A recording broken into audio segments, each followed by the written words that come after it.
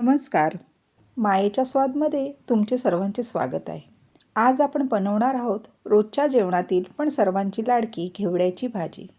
ही भाजी करताना अतिशय सोपी आहे आणि कमीत कमी वेळेत तयार होते. विशेषतः डब्यासाठी जर बनवायची असेल तर एकदम उत्तम पर्याय आहे. चला तर आपण सुरुवात करूया. घेवड्याची भाजी कधी पण साफ करताना त्यातल्या शिरा काढून घ्यायच्या, हे महत्त्वाचं आहे.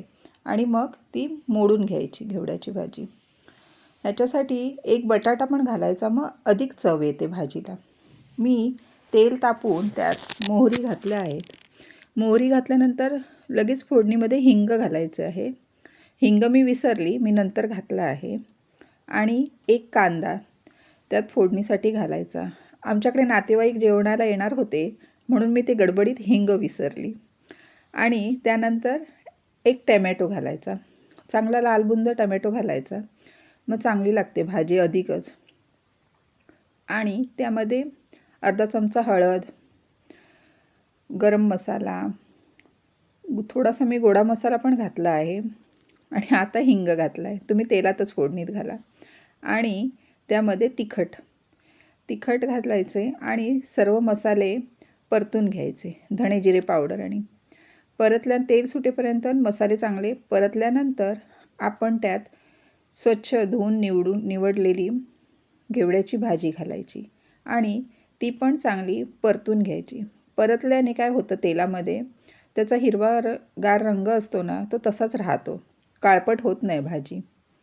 आणि अशा तऱ्हेने बटाटा घालून आपण ती चांगली परतून घ्यायची भाजी. त्यामध्ये नंतर 1 चमचा मी मीठ घातलं आहे. मीठ आपण आपल्या भाजीनुसार घालायचं, किती घालायचं ते. आणि मीठ घातल्यानंतर मी चांगली परतून घेतली आहे. परतल्यानंतर मी पाणी न घालता चांगली वाफ दिली आहे.